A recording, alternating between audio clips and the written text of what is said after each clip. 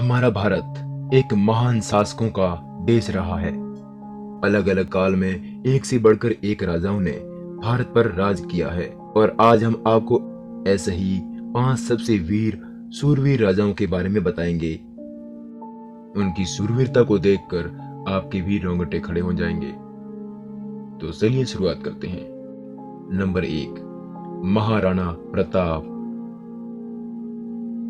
जिनका कार्यकाल 1540 से 1597 तक था। मेवाड़ वंश के राजपूत शासक। मुगल काल में जब राजपूताना के अन्य शासकों ने मुगलों से संधि कर ली, तब मेवाड़ की भूमि पर जिस सूर्य का उदय हुआ था, उनका नाम था प्रताप। माता से मेवाड़ी परंपरा और शौर्य की गाथा सुनकर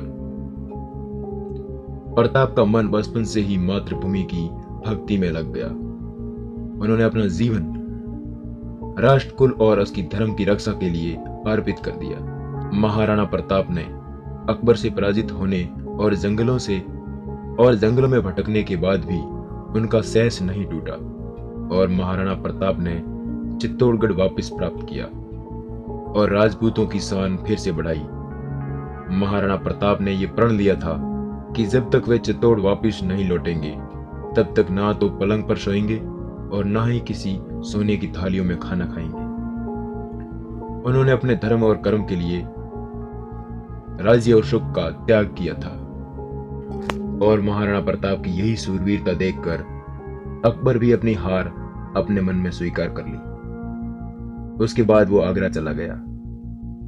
उसने ये पहली बार देखा था कि इतना बड़ा कोई सूरवीर जब तक जिया तब तक झुका नहीं। नंबर 2, शिवाजी शाहजी। शिवाजी शाहजी भोसले मराठा शासन में बहुत ही लोकप्रिय और सफल शासक हुए। उन्होंने बहुत ही कम उम्र में गुरिल्ला युद्ध कला में महारत हासिल करी थी। छोटी उम्र से ही उनमें देशभक्ति की असीम भावना थी। उन्हें भी मुगल शासक बिल्कुल भी पसंद नहीं थे और साथ ही चतुर रणनीतिकार भी थे। अपने उत्तम समय में उनके पास 1 लाख से भी ज्यादा सैनिक मौजूद थे। उन्होंने अपनी युद्ध कला के नियमों को अपनी शिवाजी सूत्र में लिखे। उन्होंने राजकाज के सभी कार्यों को फारसियन भाषा की जगह मराठी और संस्कृत का उपयोग करना।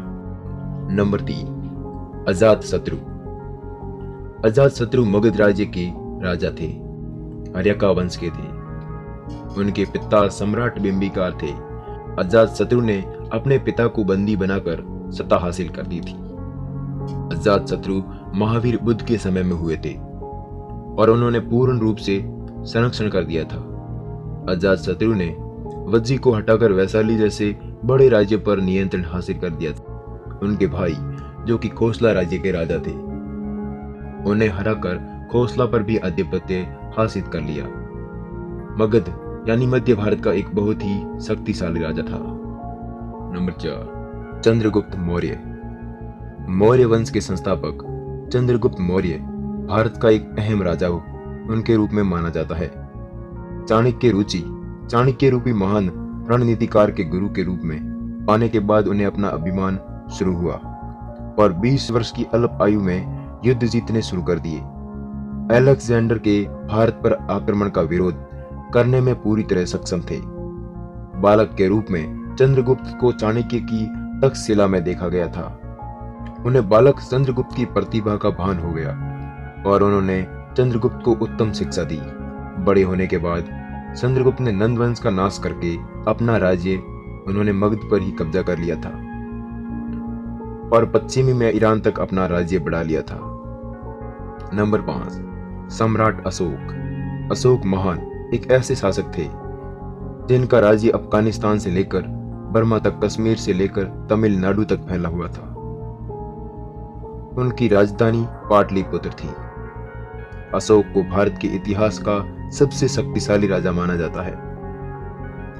अशोक मौर्य वंश के तीसरे शासक थे जो अपने शुरुआती दिनों में बहुत ही कठोर शासक थे। इसीलिए उन्हें चंड अशोक कहा जाता था। परंतु कलिंग युद्ध में लाखों लोगों की मृत्यु के बाद यह देखकर उनका हृदय परिवर्तित हो गया। उन्होंने विस्तार से अपने अभियान को छेड़ दिया।